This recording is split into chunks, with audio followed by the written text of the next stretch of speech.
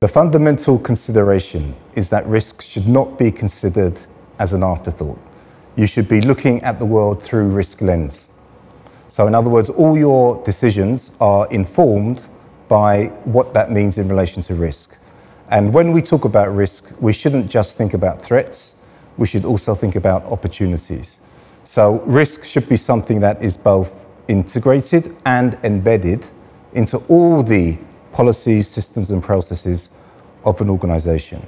Now, the importance of the governance of risk means that it's done in a systematic way.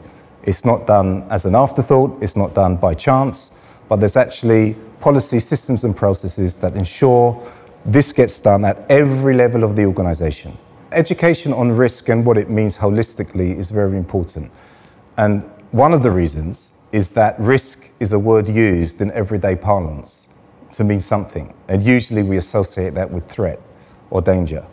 Now, we need to be re-educated when we are thinking about risk through an organisational lens to understand risk as a neutral phenomenon, which could mean a positive or it could mean a negative, depending on where you are in relation to the risk.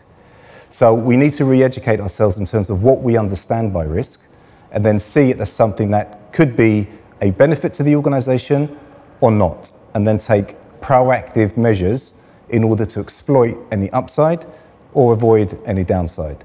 So it should be something that is regular in terms of conversation between board members. We shouldn't just be driven by data and spreadsheets. We need to also use our gut as well as our head, because many of the most significant risks, there isn't hard data available. So if you think about many of the financial crises that happened in the past, it wasn't for the lack of data. There were other things at play that put the organisation at risk.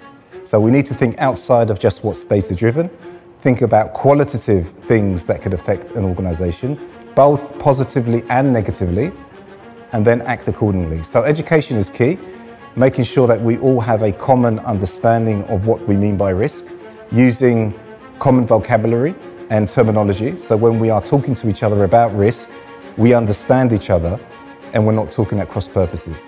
And then systematizing the whole risk governance management policy system and process in order for it to become embedded and integrated, and then we do it without thinking, and that's when it becomes truly cultural. So we need to be nurturing a risk-aware culture, which is something that you can do only through intentionality. It doesn't happen by chance.